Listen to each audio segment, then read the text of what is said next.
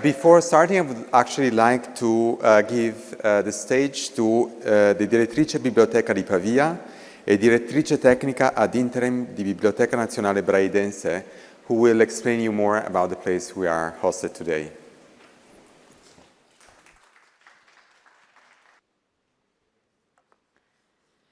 Buongiorno e benvenuti a tutte e a tutti. È un grandissimo piacere ospitare voi tutti oggi qui nella nostra Sala Maria Teresa della Biblioteca Nazionale Braidense ed è un piacere ospitare queste 3 giornate di simposio Prada Frames on Forest a cura di Formafantasma. Siamo particolarmente lieti di avervi ospiti nella nostra biblioteca perché abbiamo colto l'importanza strategica e strutturale di questo progetto e di queste 3 giornate di simposio che ci portano a riflettere sui temi della sostenibilità ambientale e anche in relazione all'utilizzo di un materiale molto versatile come il legno, che in un certo senso ci accompagna in questo spazio scenico in cui siamo ospitati oggi, perché come potete vedere intorno a voi nella Sala Maria Teresa sono presenti ovunque le architetture lignee curate dal Pier Marini della seconda metà del XVIII secolo.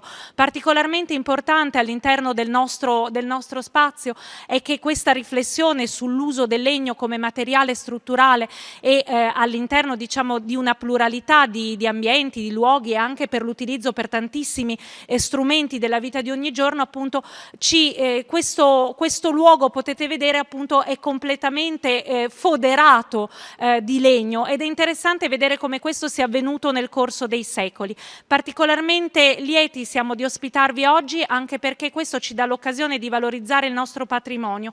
Avete visto scorrere sul telone alle mie spalle quello che è un manufatto che è preziosissimo, che vedete esposto anche nella sala d'ingresso della nostra biblioteca, un campionario settecentesco di legni stampato appunto in area lombarda ed accompagnato da un'esposizione di volumi antichi della preziosa biblioteca Haller della Biblioteca Nazionale Braidense, sempre dedicati all'uso del legno. Noi speriamo che questa occasione di valorizzazione permetta a tutti di procedere nella ricerca, negli studi su questo prezioso materiale in ambito di una riflessione più ampia sulla sostenibilità e con questo auguro a tutti buon lavoro per queste giornate. Prego.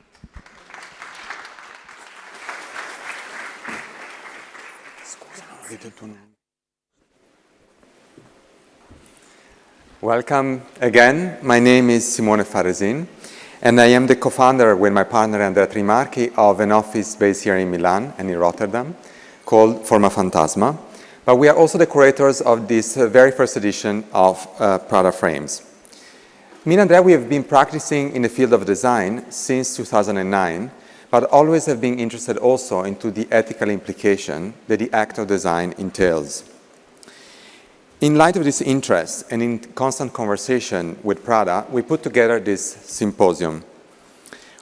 With Prada, we share a common interest in the dissemination of knowledge, and in fact, before talking about the content of the symposium, we would like to thank a person who supported this project since the beginning, but also trusted us in this process, and this person is Mrs. Prada. Prada Frame is a symposium that investigates the complex relationship between environment and design outcomes. Most probably many of you are here today because of the International Furniture Fair. What better occasion could there be to gather here to talk about the possibilities of design, but also the problematic of designing today? We believe it is crucial to acknowledge the legacy of industrial production as the fundamental source for the expertise and agency of the designer, while also addressing its historic contribution to environmental instability. The symposium brings together designers, architects, curators, producers, but also scientists, anthropologists, activists, and legal and economic experts.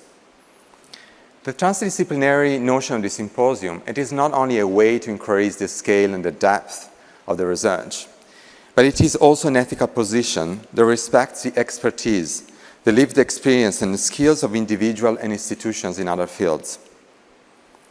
Considering the fact that Prada Frame is running in parallel to the Furniture Fair, we thought it was pertinent for this symposium to focus on the ecosystem of the forest and the governance of the timber industry, but to also extend this thought beyond the idea of extraction from forests and recognize forest as a place also inhabited by a multiplicity of different species, both human and more than human. Today, the ever-increasing consumption of wooden products makes the timber industry one of the largest globally and among the most impactful in our everyday lives.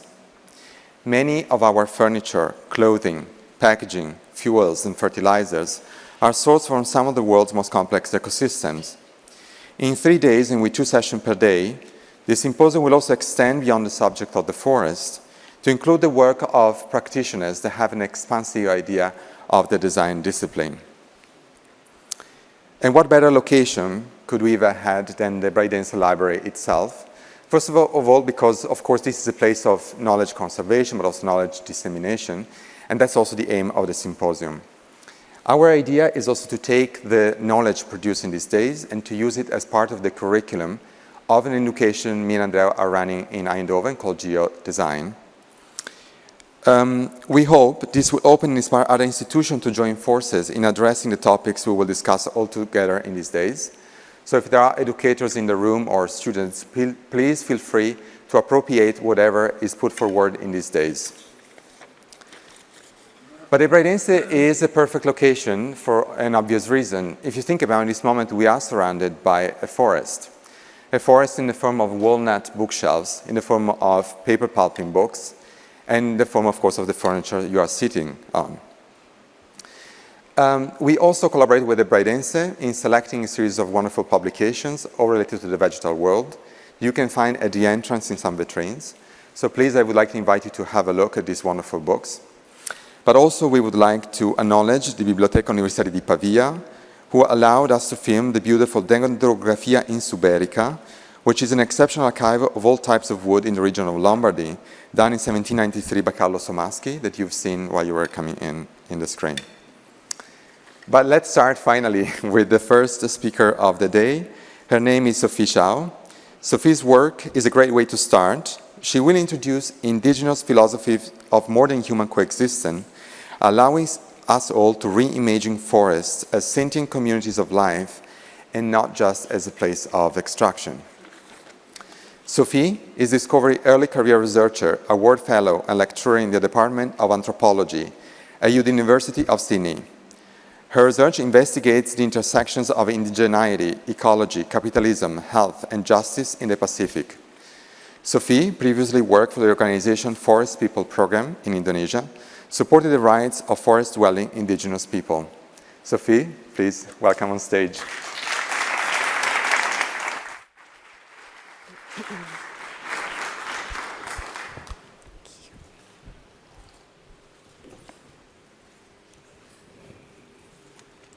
Can I get a clicker?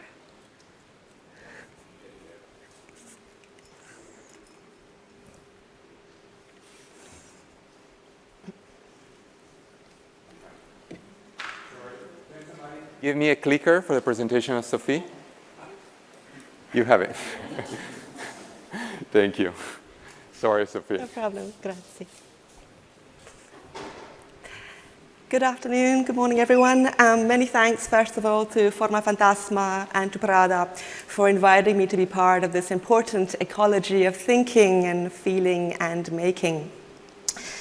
So in the spirit of this first session, I want to open with a greeting in an ancient tongue spoken by an indigenous people of lowland New Guinea, the place where I, as an anthropologist and ethnographer, was first taught the art of noticing, acknowledging, and exalting forests as sentient persons and as kindred beings.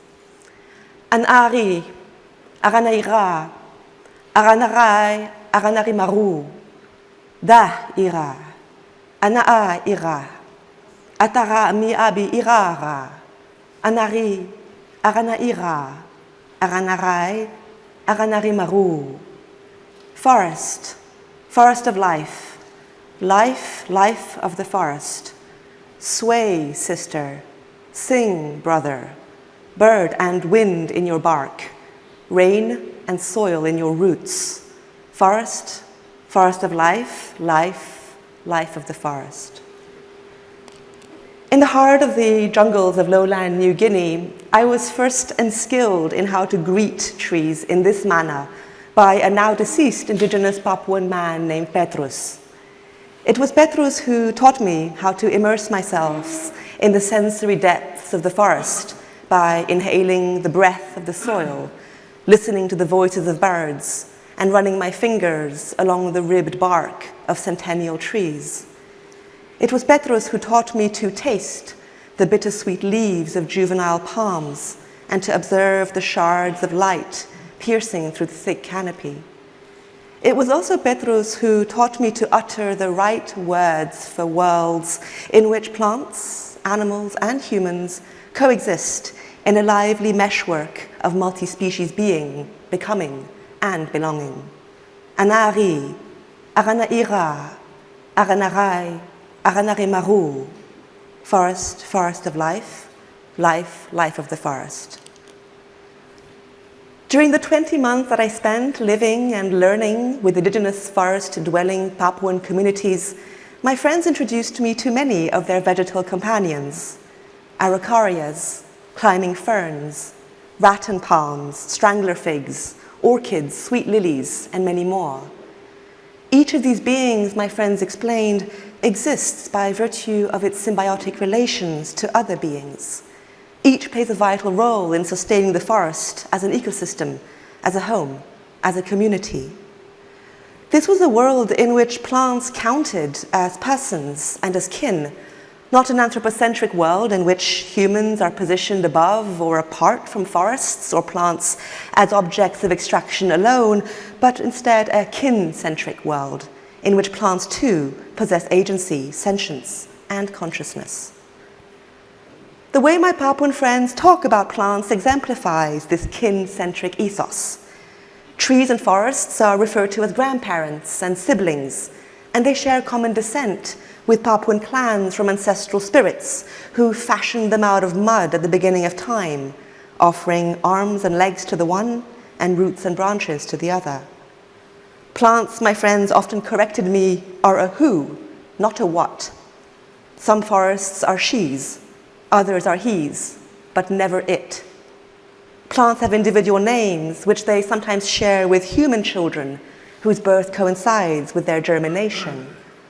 Plants also have lively pasts inscribed in their bodies and barks, histories of fire, epidemics, drought, flourishing, senescence, and more. The Papuan people I work with have no word for nature or culture because they are not seen as separate realms of life. Nor is there a word in their language for what we call species. Instead, plants, animals, and humans exist as fleshly stories, stories that trace their movements and mutations, their dispositions and desires, their pasts and personalities. It is these stories, known from the textures and transformations of forests, that reveal their identity as members of a community in which sociality extends well beyond the human and includes myriad other others who together compose the sentient ecology of the forest. For the Papuan friends that I work with, to know the forest is something one does over and over and over again with one's body.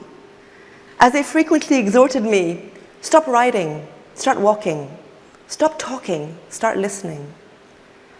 Abandoning pen and paper, I learnt to notice the rippling of meandering rivers, the gentle sway of nipa palm fronds, and the mellifluous chirrup of birds in the understory.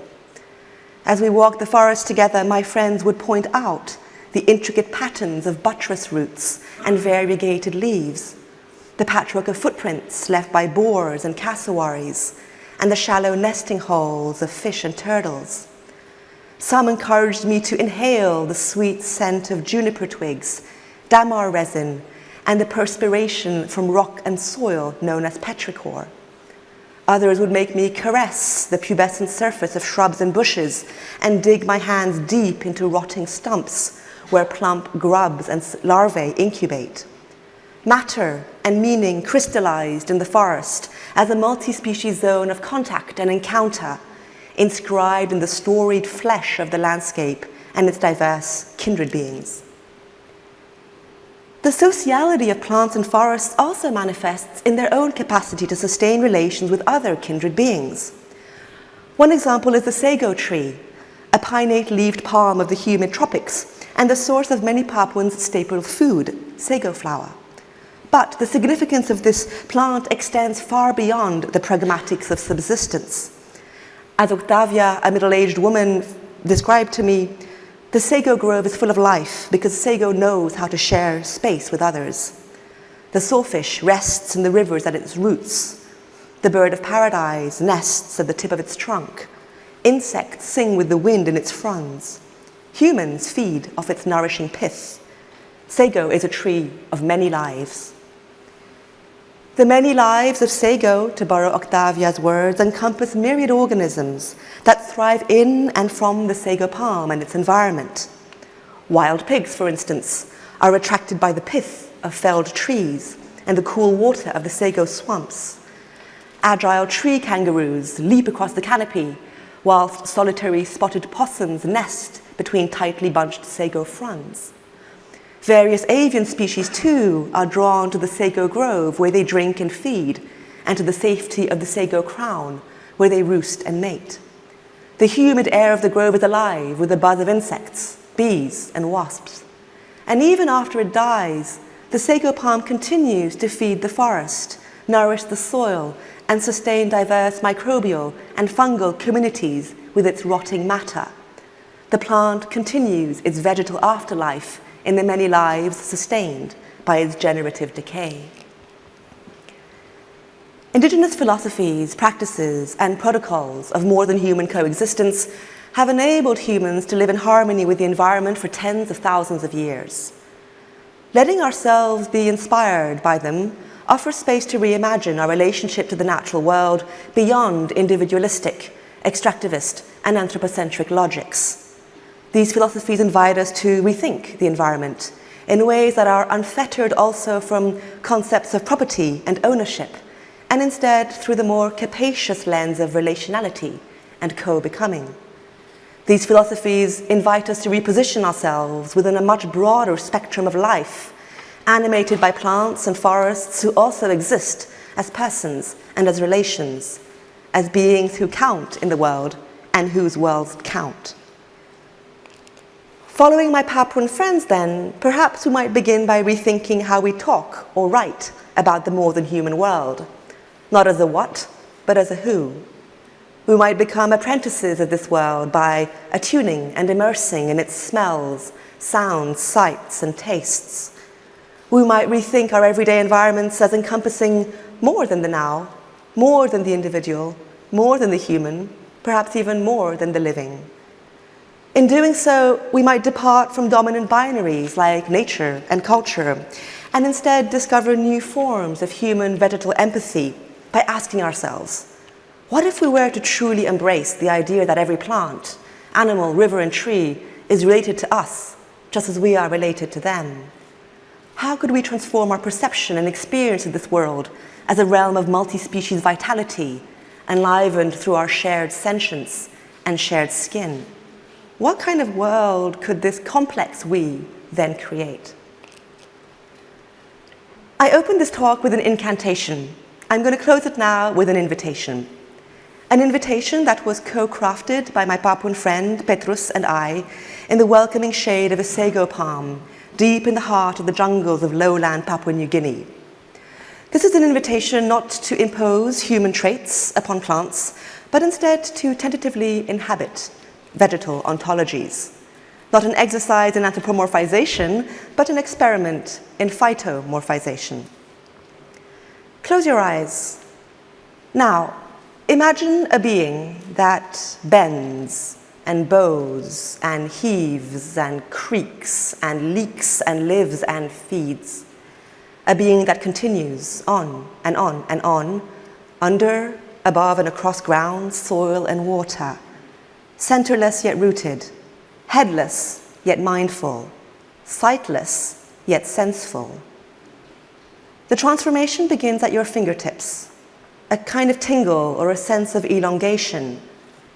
The tingle turns tendril and swelling at the core, where flesh and fluid begin to mix in new and strange ways. Veins, bones, muscle become porous and permeable. Solids are now flowing. Liquids are hardening. Inside you, sap and resin are forming. You realize you can breathe light. More than this, you can eat it. It enters your every pore and flows out again. Light turned liquid, turned life. You bend ever so slightly. You're bending towards the light that you can now eat. Your fingers turned tendril are moist and reaching, some upwards, others downwards, sinking into the soil that is cool and fresh and feeding. The soil holds you and grows you. This soil is boundless and shapeless, and yet it shapes you. Now, little green things that are fleshy are sprouting, one here, another there. So small and delicate, they startle you. You recognize your veins in these little things that are green and fleshy and sprouting. You have no center of being, and yet you feel centered. Droplets roll down your skin-turned bark, into your blood-turned sap, out of your feet-turned root. You see through your pores without eyes, and you breathe through your leaves without mouth. You have now become an extending being, reaching upwards in slow, imperceptible growth of movement. At some points, you might compete with other plants in your ascent. At other points, you find anchorage in their lithe, living limbs. Patches of sunlight around you lie waiting to be found, filled, and rendered fertile. At the same time, you are now a descending being, generating a network of tentacular roots underground. Leaves waltz down from your body capriciously, their fall interrupted at times by a protruding branch or a spider web. You are also now a hanging, suspended being. Moist lichen dangles from your aerial roots. Fern fronds droop to the ground. Particulate matter hovers in midair. Together with the elements, you toy, you play with suspension, movement, and stasis. Finally, you allow yourself to sprout inside out. You have learned to connect and communicate with chemicals and light, not language or words. You have learned to embrace your skin that is now at once bark and insect, fungus and bird, and river and cloud. You have become a multi-species composite. Relinquishing the boundaries between self and other, and life and non-life, you lean into this new way of being that is always already becoming. Anari, aranaira, aranarai, aranarimaru. Forest, forest of life, life, life of the forest. Grazie. Thank you.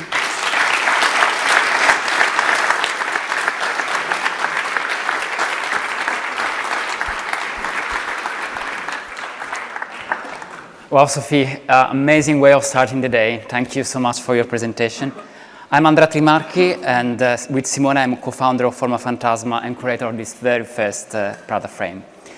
Our next speaker is also looking at a different way of understanding the vegetal world. She will explore cinematic attempts at engaging with the forest and relational mode of perception where the camera becomes a mechanic companion in the understanding of the forest.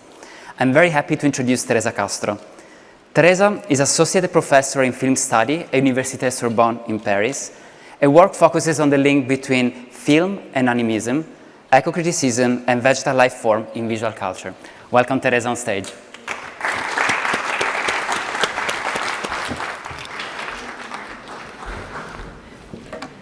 Thank you. Well, thank you so much, Formafantasma and Prada, for this invitation. Thank you so much to Sophie Chao for the most perfect introduction to what I will be talking about. So my presentation is entitled Sylvan Screens, let's say this in the plural. It's obviously concerned with film and the forest, but perhaps contrary to what you might expect, the Sylvan screens that I have in mind are not so much about the wealth of visual and narrative motives that the forest has nourished over more than 100 years of film history. The Sylvan screens that I wish to call attention to raise the forest to subject status, and in a way, again, Sophie has already started to introduce this idea. So, unsurprisingly, such films go beyond the idea that the forest serves as a simple background for human-centered narratives. However, by rescuing the forest from the passive sphere to which it has been reduced to, these films also do more than simply turning the forest into their subject matter. What they do is, on the one hand, to explore more relational modes of perception, inviting their human spectators to envisage the forest as a complex life form with whom kinships and alliances are possible. And again, Sophie was talking about the forest as kin, and this is a very interesting idea. So Sylvan screens forest perspectives, challenging the subject-object dualisms that have determined the philosophical and ethical foundations for our stubborn denials of dependency and interconnectedness of humans and more than humans. Such denials also stand at the heart of our commodification of nature and forests that Simone already mentioned. On the other hand, the cinematic attempts that I wish to explore foster effective ecologies where the camera becomes a machinic companion, which is a peculiar thing to say because companions transform one another, and I'm therefore suggesting that the camera can change us, and that this is also a history of co-becoming, again, as Sophie was mentioning, in a totally different context.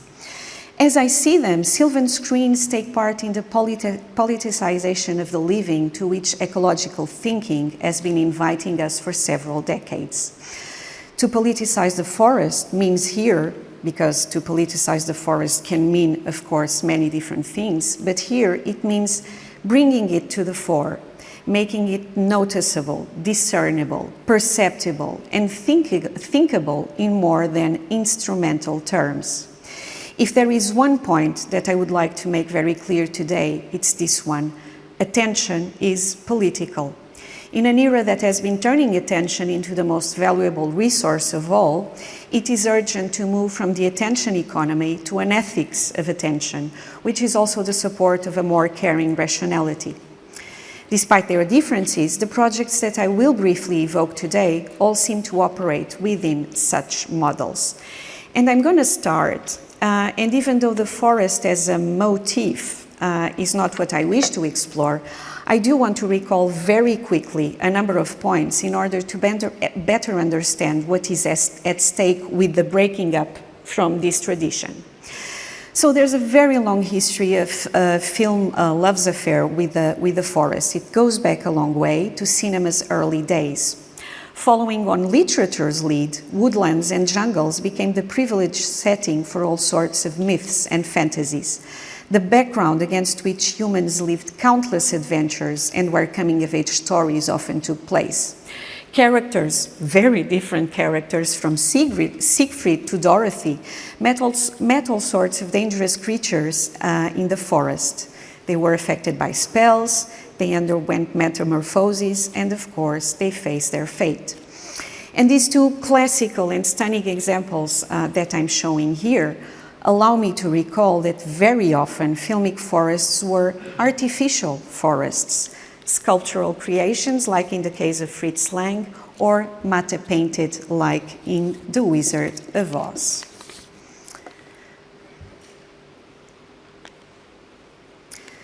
The forest, of course, evokes ancestral fears. As the realm of wild nature, the forest is the place where anything can happen and everything can go wrong.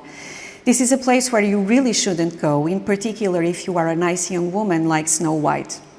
To cross the borders of the forest is to leave culture and protective patriarchy behind, and horror films have explored this a lot.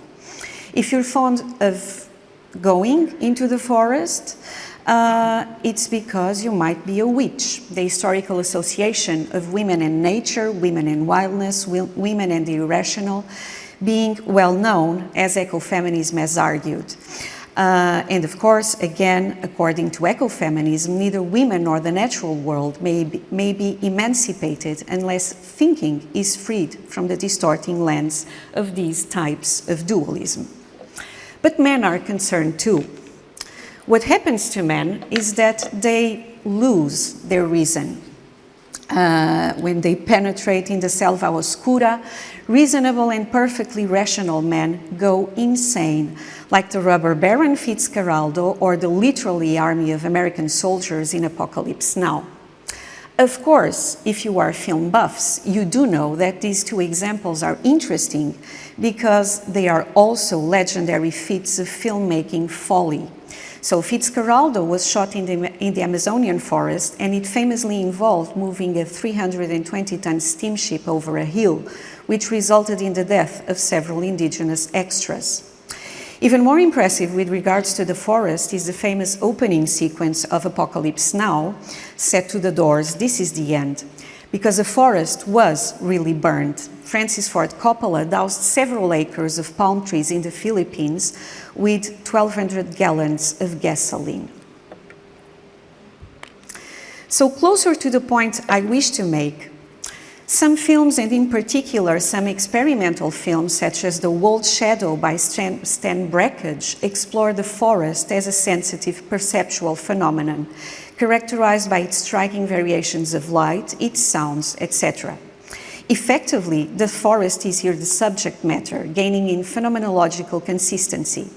Many of these experimental or artist films are about recreating the perceptive experience of being in the forest surrounded by trees.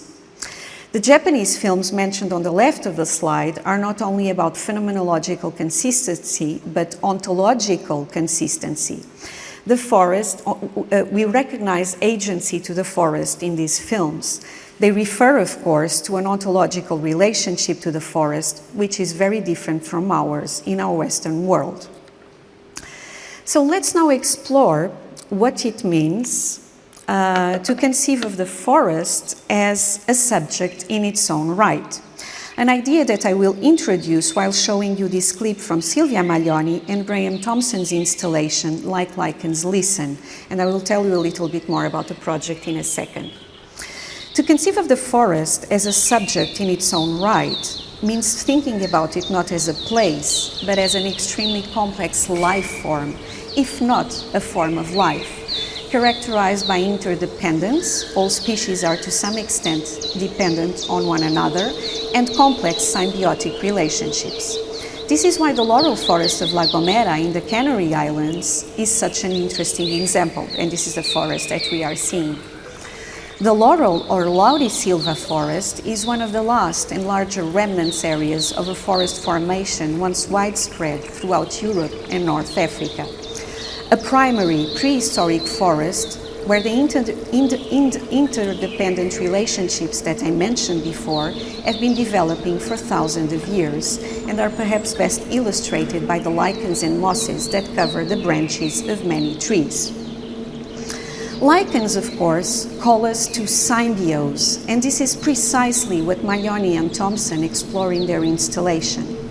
They went to La Gomera in order to shoot their film The Common Birds, an experimental adaptation of Aristophanes' The Birds. They were particularly impressed by the laurisilva forest, and in addition to the film, they created a two-screen installation Like Lichens Sing. The piece is also a reflection on symbiosis and the mutualistic methods of work that inspire them as a creative couple. The installation was first shown in Torino last year, and maybe we can listen to a presentation from the artists.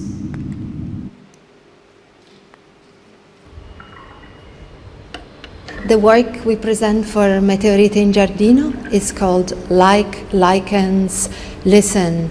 So it's a work that is inspired by lichens, which are an amazing ecosystem that could also be taken as a paradigm for humans, or the rapport interspecies between humans and non-humans.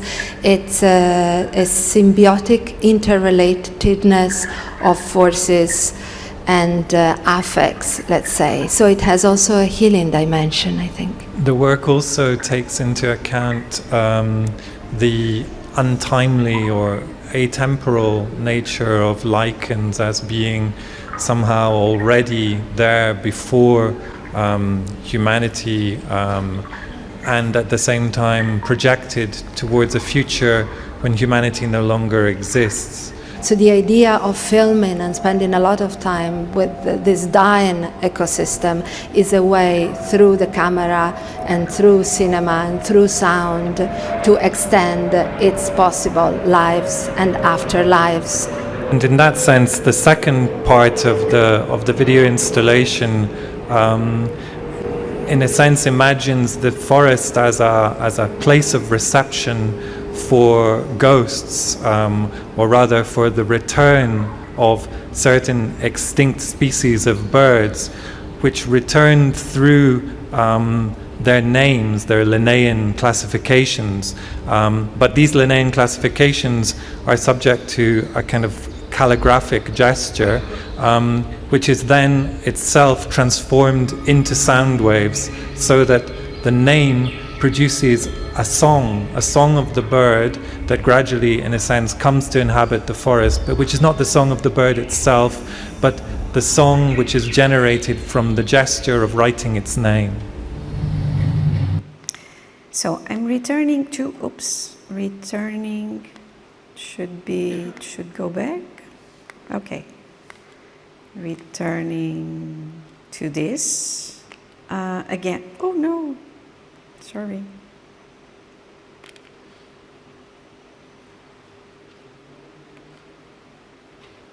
The film. Okay, so like Lichens Listen is a striking introduction to the question of raising the forest to subject status and the ambition to turn film into a place where potentially new ways to live with and alongside one another can be invented. On the one hand, this implies breaking free from, or at least being able to destabilize, the anthropocentric frameworks and observational modes that dominate cinema as a practice. This is an ambitious project for a medium historically envisaged by most as human-centered, a medium, film, accustomed to measuring its shots to human bodies and human timescales. On the other hand, and as I've already mentioned, to overcome these century-old conventions means shaping new affective ecologies, capable of encompassing not only humans and more than humans, such as the forest, but also the camera as a machinic companion.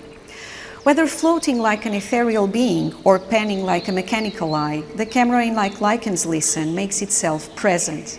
It also helps configuring an affective ecology made of pools among the organic bodies of trees and the machinic body of the camera. That's what affective ecologies are about.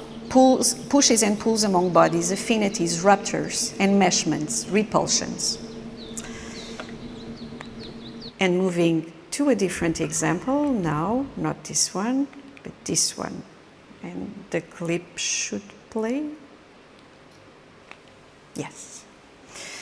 So to break free from conventional observation modes means, among others, to move beyond the perspectival form that many believe to have shaped filmic technology. There's a long history of seeing and understanding the film camera as an apparatus in the continuity of other ocular mechanisms and developments, such as Renaissance perspective, the camera obscura, the still camera, etc. More importantly, there's also a long tradition of understanding the camera as an apparatus at the service of an ideology of representation, purporting to provide viewers with a vision of reality whose veracity is maintained by the similarity of perceptions to these other historical modes of producing and constructing reality. The images manufactured by such apparatus, and in particular the filmic camera, have been naturalized over time as given perceptions rather than constructed representations.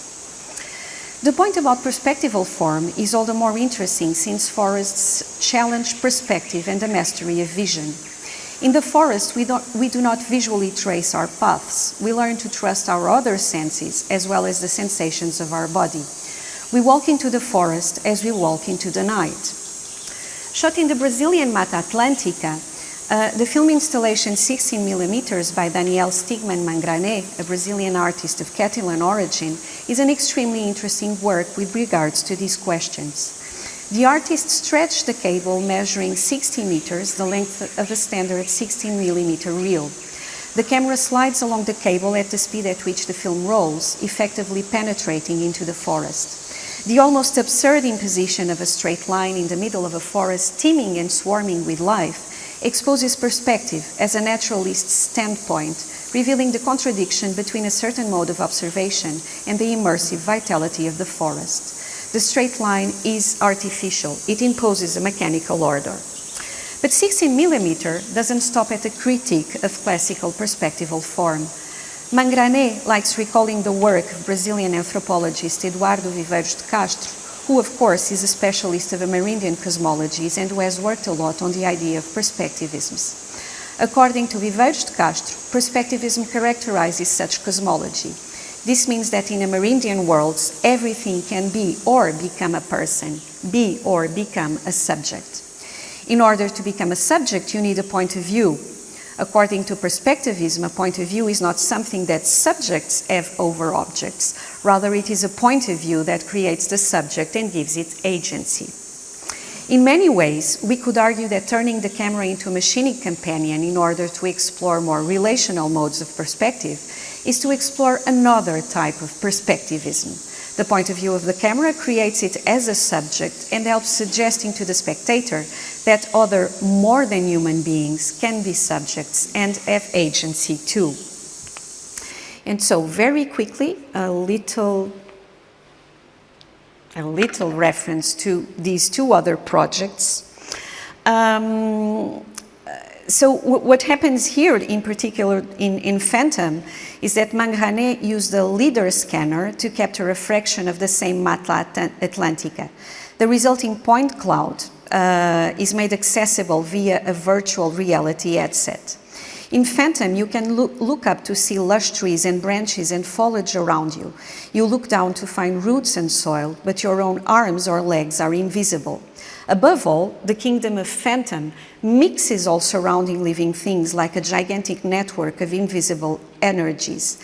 And so what happens here with these different technologies is that they help us conceive of the cosmos in a different way. This same feeling of interconnectedness, of entanglements, of the overlapping of perspectives, of radical immersion and the abolition of all boundaries is equally present in Quercus, a 2020 video by Formafantasma. Again, the film was produced by manipulating a LIDAR scan of an oak forest in Virginia. To conclude, very quickly, I want to show you another film by Michelangelo Framartino. So I'm going to take the cue, it should start in the dark, and hopefully some images will come up. So taking the cue of perspectivism and different cosmological perspectives, but moving now to more familiar grounds, the installation Alberi is another interesting way of thinking about a camera as a machinic companion. It's coming. As a machining companion and a means of returning to the ethics of attention that I mentioned at the beginning of my presentation. Alberi is inspired by an ancient arboreal rituals from the Basilicata region, and in particular, the figure of the Romito, a tree-like man who, according to the myth, has planted and settled his roots in his own land. The film shows the images of these reenacted rituals with the village men of Sartriano covered in ivy, resembling ghost-like walking trees. The film starts in the darkness of the night, in the middle of the woods. The camera slowly emerges from there at the first crack of dawn in order to discover an isolated village down in the center of the forest. What we have here is a reversal of perspective, of course. The floating movements of the camera that you are seeing and that you could see if you could watch the whole film. An exquisite work of sound, suggesting, of course, and perhaps the presence of the camera, but also and most of all, the entanglement of the camera with its environment. The agency of the camera is a way of going beyond hegemonic conceptions of human agency, and of bringing, of course, the forest to the fore of attention, making it present. And again, I want to conclude by returning to the idea of an ethics of attention. There is a link between sensibility and intelligibility. What we perceive, what we see, what we understand, this is what we give attention to. This is what we bring to our world. This is what we bring to our political sphere. This is what we bring for what matters to collective life. Attention, of course, is ethical in as much as it refers to a caring perception, an effort to notice. Modes of attention, I remind, can be taught. They can be the object of a pedagogy. To care is first and foremost to recognize what matters for us, and also what makes us vulnerable, because this is a question also of vulnerability. So to care is to acknowledge vulnerability as our original condition, and I do believe that Alberi by Michelangelo Framartino is a film that plays a lot around this ethics of attention. So I will conclude, I will jump another slide, but I am going to show you an image of the Romito here from Michelangelo Framartino. Thank you so much.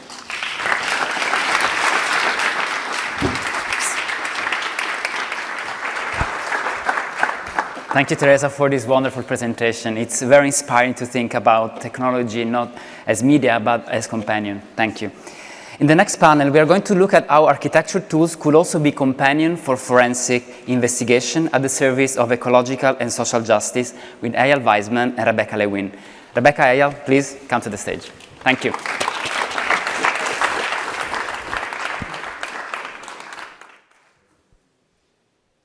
Thank you. Thank you, Andrea. Thank you to Formafantasma for having us, and to Prada as well. My name is Rebecca LEWIN. I'm curator of exhibitions and design at Serpentine Galleries, where I had the great pleasure of working with Formafantasma on their project Cambio a couple of years ago, from which that incredible animation was taken. And it's a great pleasure to really introduce EYAL and to be on the stage with him.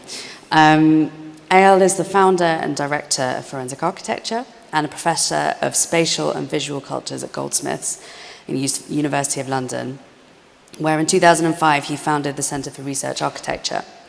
In 2007, he set up with Sandy Hillel and Alessandro Petti the architectural collective DAAR in Beit Zahor, Palestine. He is the author of many books, including Hollow Land, The Least of All Possible Evils, Investigative Aesthetics, The Roundabout Revolutions, The Conflict Shoreline, and Forensic Architecture. He's held many positions in universities worldwide. He's a member of the Technology Advisory Board of the International Criminal Court and of the Centre for Investigative Journalism. And in 2019, he was elected Life Fellow of the British Academy. It's really lovely to be in conversation with you. Thank you for the introduction. The very Rebecca. Beginning of the conversation, I think, should begin with a very simple question, which I imagine has a very complicated answer. What is forensic architecture?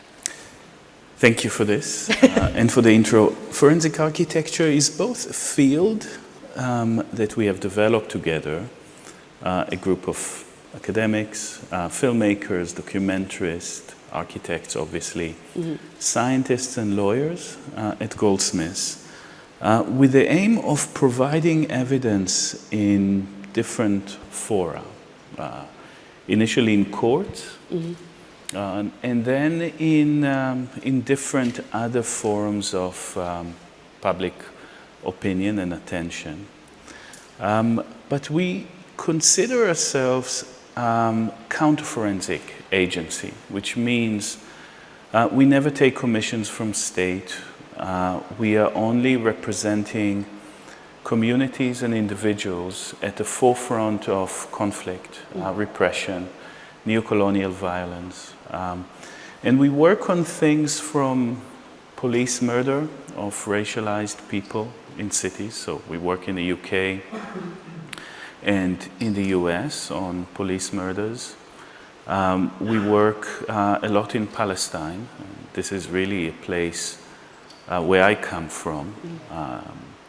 And the work has very much developed in the context of the anti-colonial struggle in Palestine. And now we work also not only on issues of kinetic violence, that is to say police murders, urban warfare, but also on a slow and imperceptual, almost imperceptual dimension of another form of violence, environmental violence, violence against forests. And I think that it's absolutely fascinated by Sophie's and Teresa lectures, And I think it's a good lead up from there to think about the vulnerability of forests, to think about forests as a subject of state and corporate violence, and to think also about forests as evidence. What do forests register?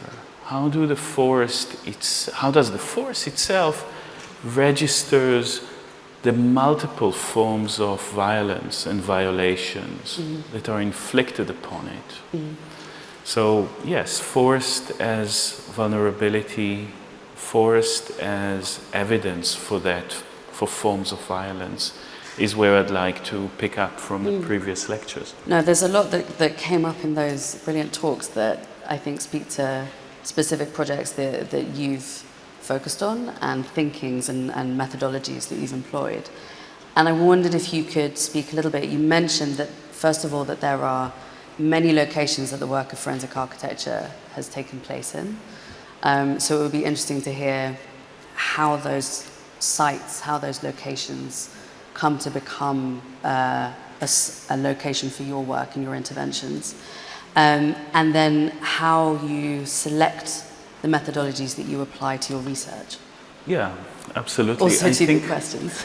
No, I think it's a very long and detailed conversation, but I would say that particularly we are entering into this sort of evidentiary field through transformation in the field of photographic representation. So on the one hand, as you, I think, know and see everywhere in the media, incidents now are almost like photographic triggers. You know, something happened, a bomb blast somewhere, a gunshot in a city, and phones, smartphones start light up.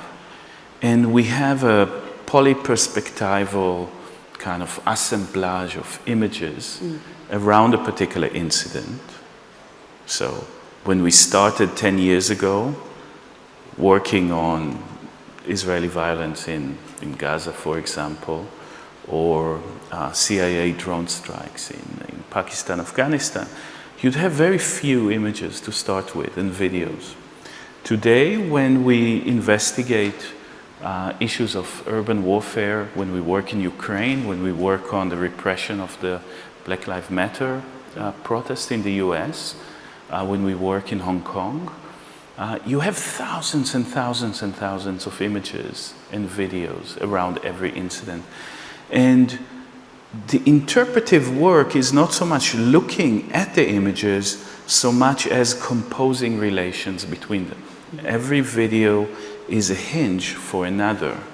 And what you create is a certain cloud of perspectives that almost kind of like buzz and zooms around a particular incident. And within our models, we would move between one video to the other in order to show the multiple perspectives.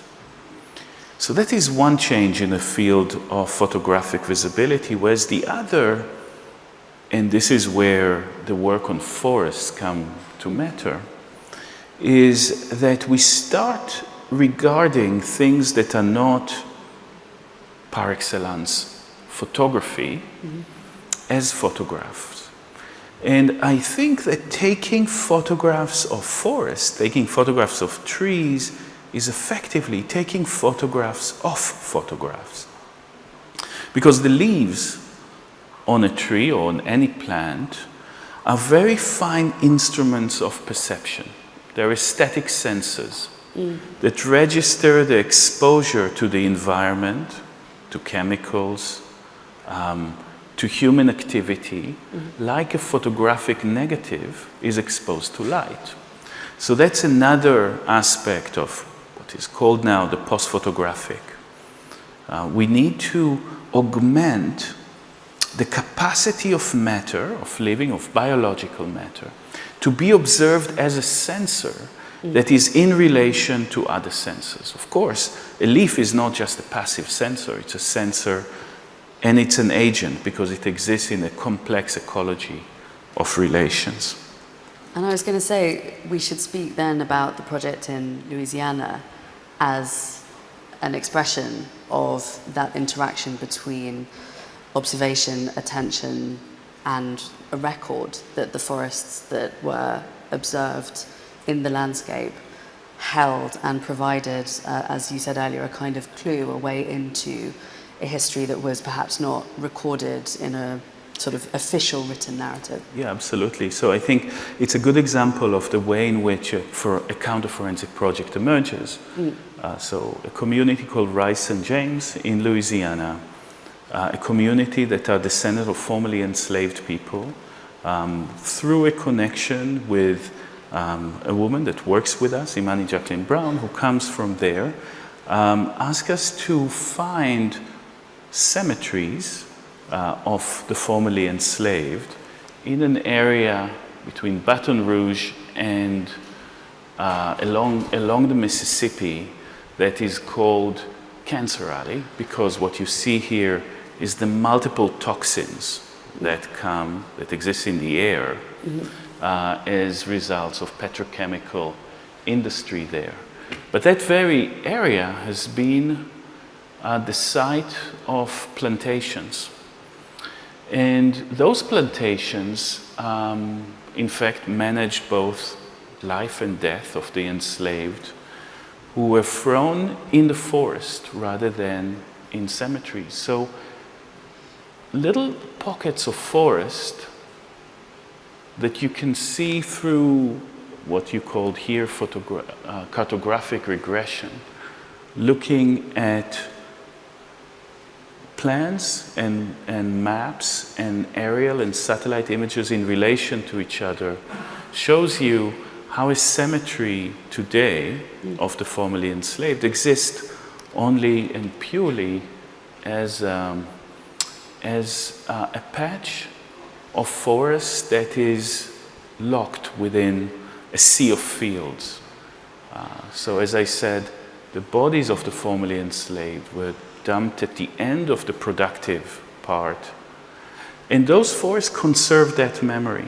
They're sacred forests that allowed us to find about 137 areas that we are pretty sure are former cemeteries of the enslaved. And the reason I showed you the pollution map at the start is because these are anchors, those patches of forest. And I think we need to speak about forests as pockets today. You know, all the images that we see, you know, as if there is a certain kind of physical or metaphorical state of nature, no, that kind of fascinated modernity. It is now pockets that are extremely threatened. And I think the way to think about forest is, you know, even if in this case it's extremely small, a kind of are moments, islands that exist within a sea of capitalist development, whether it's agricultural, urban, or otherwise. I want to lead out from this project, maybe to another. I don't know if you... Please. Should I just say? So I love that image, though. It's an image that comes from satellite. It's the south of Palestine. So it's the Dead Sea, the Mediterranean. And it's an image that is tuned. It's called NDVI. And NDVI is a sensor on satellites that is tuned to vegetational robustness. What it reads is life, photosynthesis in that way. The greener it is on the image, the more plants there are on it. And through yellow into orange, it is a kind of, there is no vegetational activity. But the interesting thing is that you can start to see political borders in vegetational robustness. So if you look at the left side of the image, you see almost a straight line.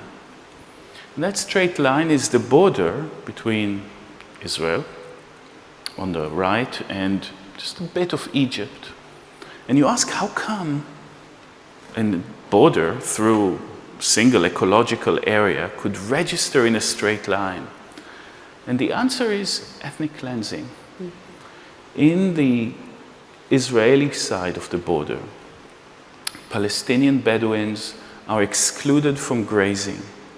And what you have is a return of a very light, very small form of reeds that otherwise would be eaten by goats, which are free to roam on the Egyptian side. That area has been cleansed of Palestinians, and therefore that plant has rebounded. And it actually shows you that sometimes vegetational robustness is not necessarily a sign of great politics, right? And you see the area in green, which is what Israel say, making the desert bloom. We'll show some images of that.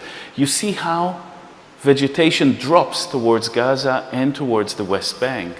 And you understand that effectively the more forested areas are actually those that are colonized in this particular position.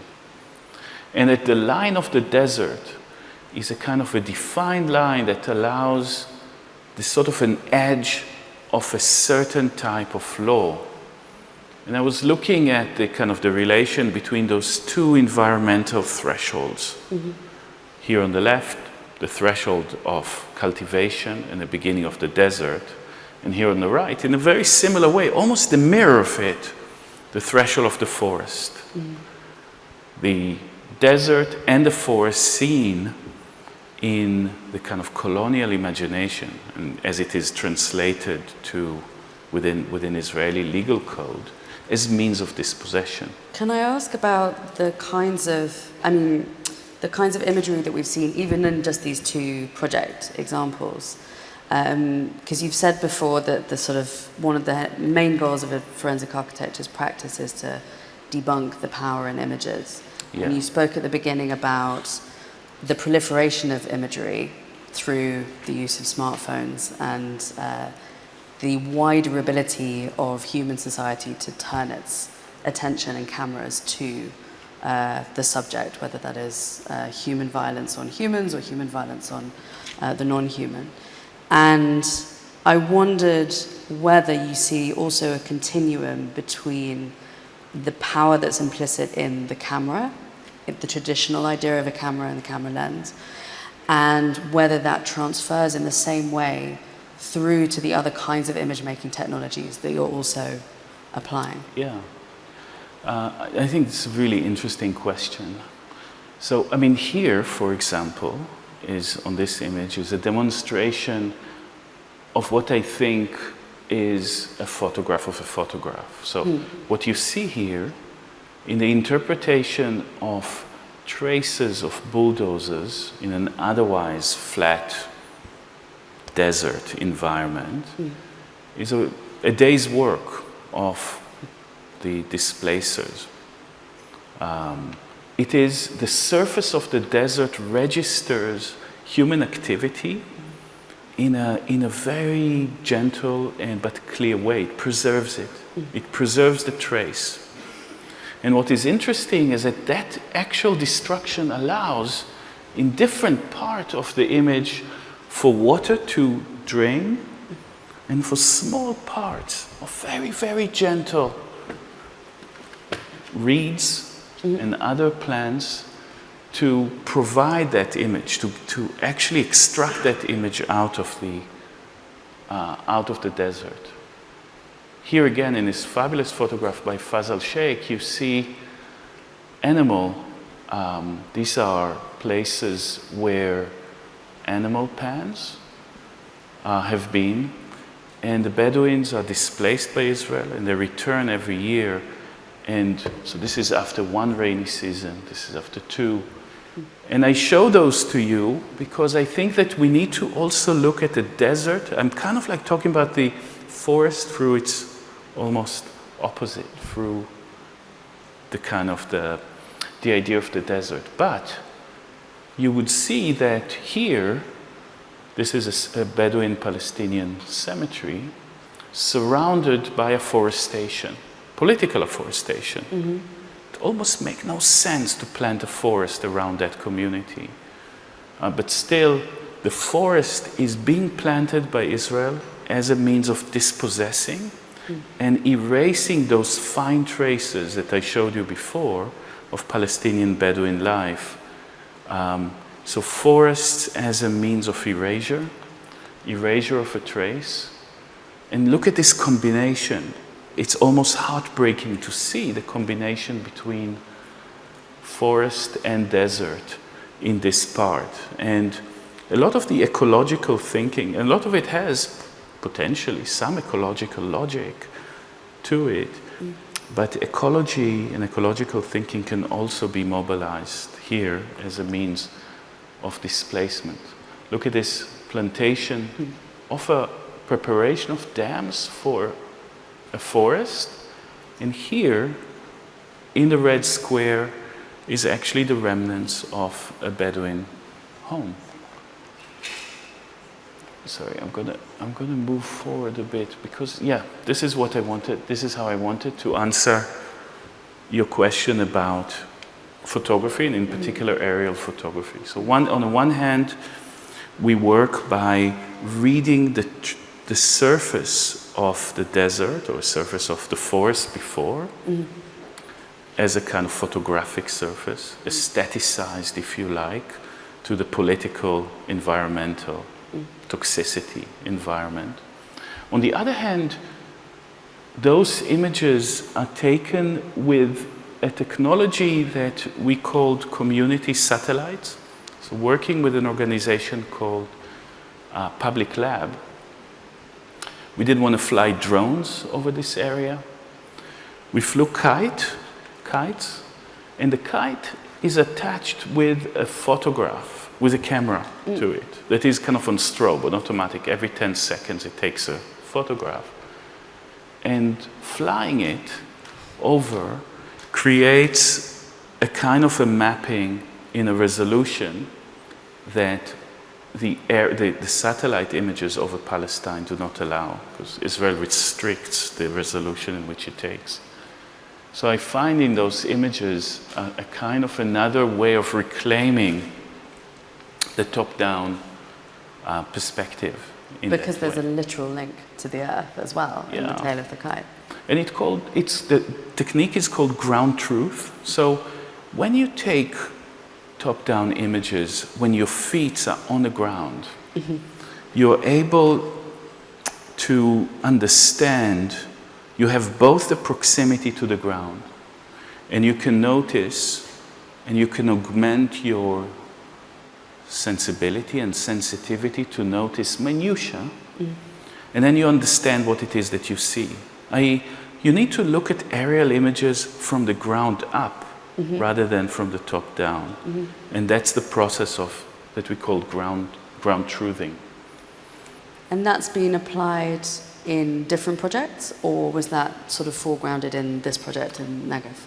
So particularly here, but we applied it in many others. Here is an example around how you read, again, those minutiae and what matters in this evidence. So this work has been produced as part of a land right claim. So Bedouin Palestinians have lived there for hundreds of years. The state of Israel say, you're invaders, you're squatters on state land.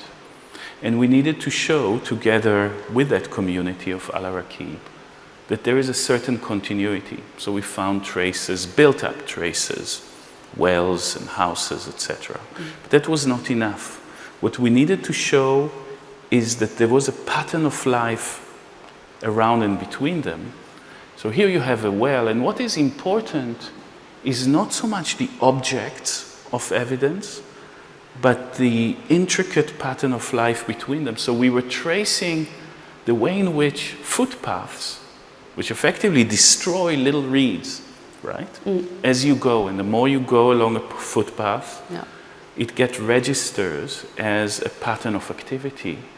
We are showing that the same choreography of movement connect the physical objects of evidence in the same way, so that what matters here is the continuity of life registered in the absence of small plants in a particular way, so that it is when we were able to show that those, because the state said, well, those wells could be part of Byzantine culture or even like ancient Jewish culture, biblical culture that was there, and we were showing by looking at the surface of the earth that the pattern of movement between those remain constant, meaning it's the same culture that inhabit that area, because the same relation between the well, the cemetery, the houses, the stream existed throughout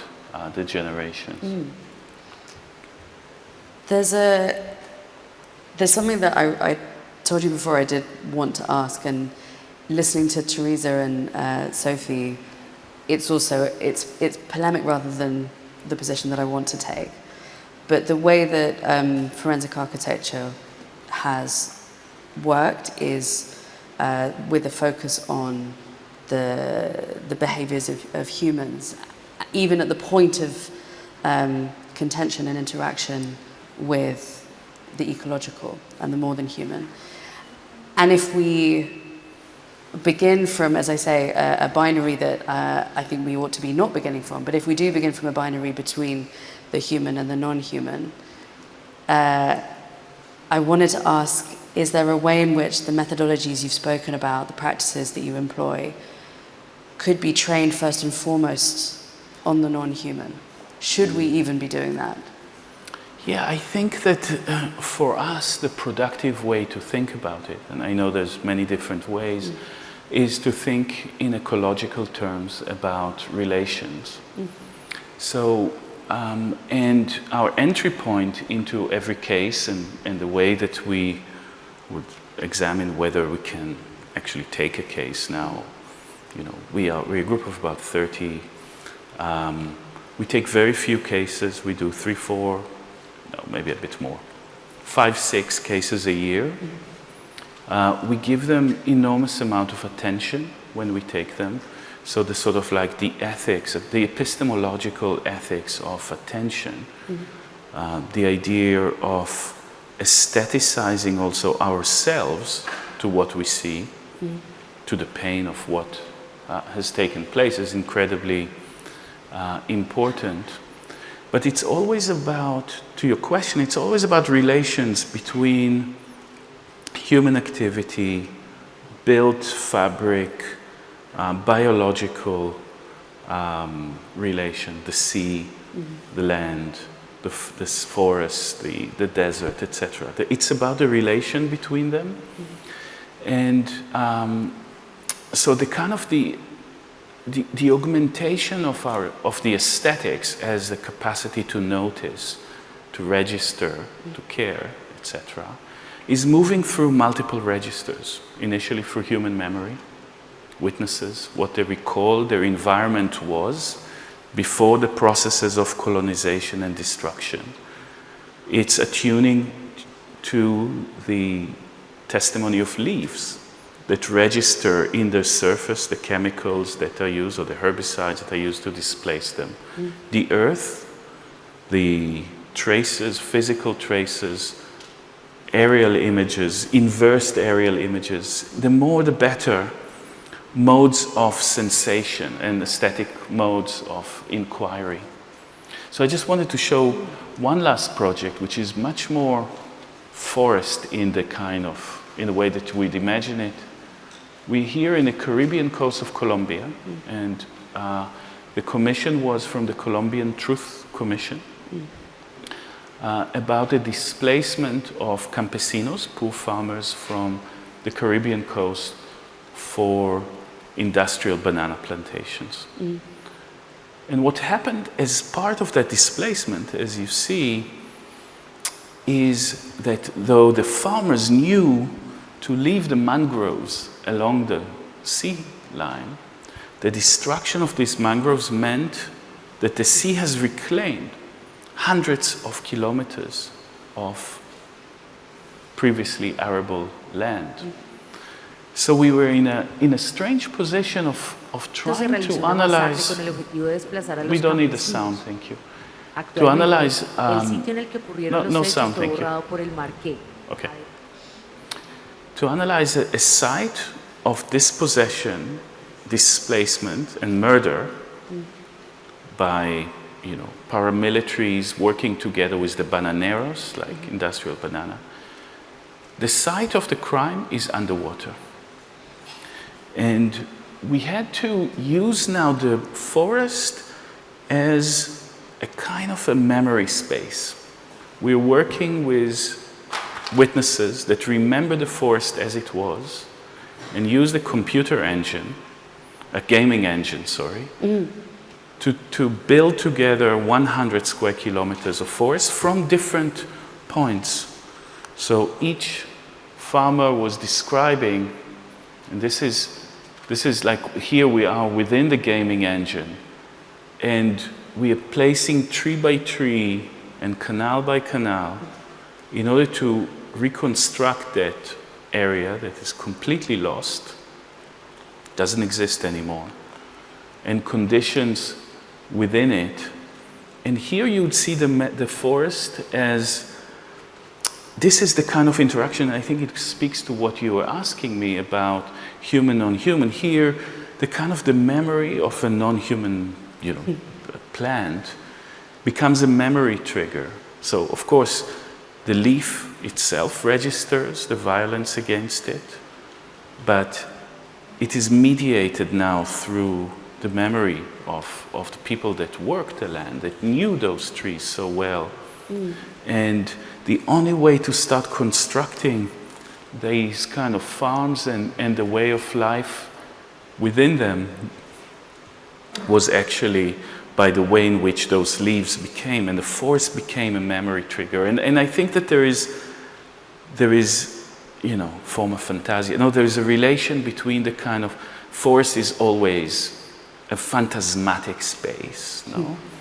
And when you actually work it through memory and violence, so many things came up. And in fact, it became one of the most important pieces of evidence in the Colombian Truth Commission work, assembled by my colleagues, Hannah Martin and Oscar Pedraza, in this particular instance, in which different species of plants, and I cannot really walk you through it, but every species of plant in this lost forest is another story about dispossession, displacement, or indeed murder.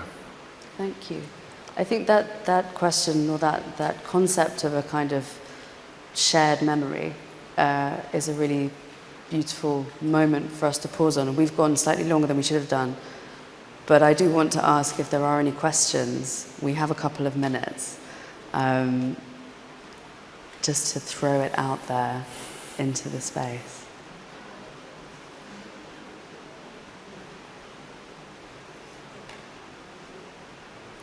I think I can, yes, thank you.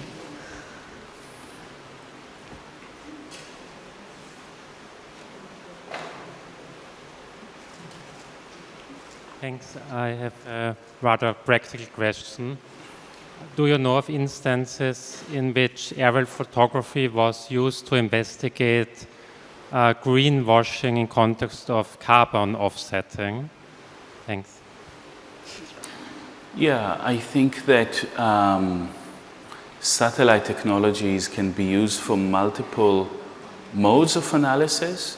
I think that in the ethos of forensic architecture, at least, when we're using technologies such as, image identification, gaming engines, satellite images, even machine learning, we work in two directions. We use those technologies to uncover and allow us to develop a finer tuning with the ground.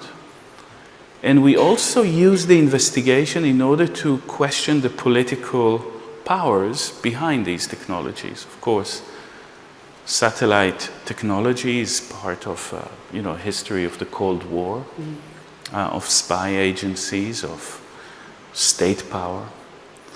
And in our work, like the example I showed you before, Israel does not allow high-resolution satellite images.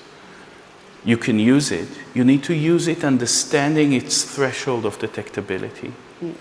And when satellite images stop seeing, the plant, the leaves, start seeing themselves. They become another surface of registration. What I want to leave you with is an understanding of the forest as a sensor of the multiple relations, economy, violence, human labor, cultivation, you know, the very processes of forest regeneration, etc., are always registering. It's kind of like beyond everything that it is and the agency that it has, it's a database. My colleague Paolo, who's going to speak here in a couple of days, would show how a particular patch of forest that you think is as green and as robust as anything else actually holds a memory of a place where genocide happened, because it carbon sequesters in a slightly different intensity. And other such ideas. I think that we need to think about the relation between, when you think about the forest, you think about multiplicity. When you think about the forest, you think about polyperspectivity. You think about not only separating humans and non-humans, but bringing together all these modes of sense through a kind of an aesthetic ecology in relation to each other and as a way of creating a kind of a force of a claim that can withstand state or corporate repression, and the simplified truth, the simplified logic that the state or corporation impose on the environment and on our world in general. Which is possibly the issue with that question of attempting to find a direct balance between the carbon offsetting process and surveillance, because almost that exchange is irrelevant to the kinds of three-dimensionality and multi-perspectivality. I'm not sure I have the word there, but... Perspectivity, maybe? Thank you. I don't know. It's not my language. Maybe we don't have the word for it, but the attempt that I think you and Teresa and Sophie have spoken about this morning, which is that one perspective or one record will never be enough for us to understand the forest and our relation to it. Exactly, and that's the idea of the forest. It's always many. I think we should leave it there. We did it on time. Thank you so much. Thank you.